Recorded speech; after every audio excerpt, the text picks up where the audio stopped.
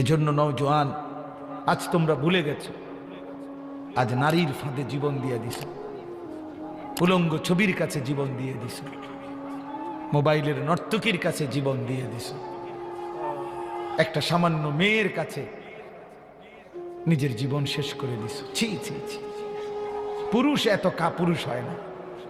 একটা বেডির পিছনে কুত্তার মতো সারাদিন ঘুরে পুরুষ এত বড় জানোয়ার হয় না। পুরুষ এত কাপুরুষ হওয়ার কথা না।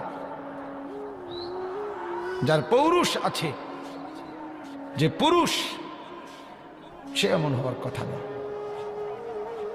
কিন্তু আজকে আমাদের সন্তানদের আকসার এই মোবাইলে আসক্ত যত ছেলে পেলে, এর মূল কারণ নারীতে আসক্ত। এটার অপর পিঠে এটাই রেজাল্ট। আপনি খোঁজ নিলে ওয়াজ হনে দুইটা একটা দরকারি কোনো কাজ করে 10 মিনিট 5 মিনিট, আর যে সারা দিন রাত এটা টিফে কিতা করে, বেডি চায়, নারী দেখে, ছবি দেখে, নাচ দেখে, নাটক দেখে, সিনেমা দেখে, অশ্লীল ছবি দেখে, নারীকে নিয়েই ব্যস্ত থাকে। নাইলে আপনি বন্ধ করে দেন, এক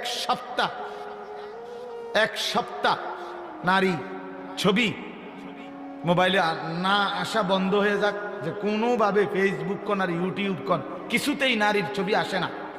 এক সপ্তাহের জন্য দেখবেন হাজার হাজার লাখ লাখ বড় মোবাইল, এগুলা দিয়ে মানুষে কটকুড়ি খাবে, কটকুড়ি,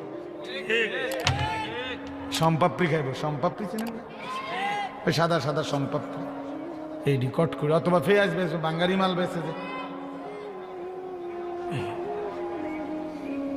এই জন্য এটা দরকার। প্রিয় বন্ধু, প্রিয় বাবা, বুঝা উচিত একজন নারী অস্বীকার করার কোনো বিষয় না। পুরুষ যেমন আল্লাহর সৃষ্টি, নারীও আল্লাহর সৃষ্টি। নারীর প্রতি পুরুষের আসক্তি, পুরুষের প্রতি নারীর আসক্তি, এই আসক্তি, এই বন্ধন, এই প্রেম, এই ভালোবাসা, এই আন্তরিকতা, এই মহব্বত, এই হৃদয়ের টান, এটা যদি না থাকতো তো মানব প্রজন্ম আজকের এই পর্যন্ত আসতো না। মানুষের এই ক্রমধারা কি এখান পর্যন্ত আসতো? এক স্বামী স্ত্রীর পবিত্র বন্ধন, একে অপরের প্রতি অকৃত্রিম ভালোবাসা, স্বামী স্ত্রীর একান্ত মিলন। তো এইটুকুর বরকতে মহান আল্লাহর ইচ্ছায় প্রজন্ম এভাবে আগাইছে। তাহলে এটা তো দূষণীয় না, হালাল যেটা সেটা তো দূষণীয় না।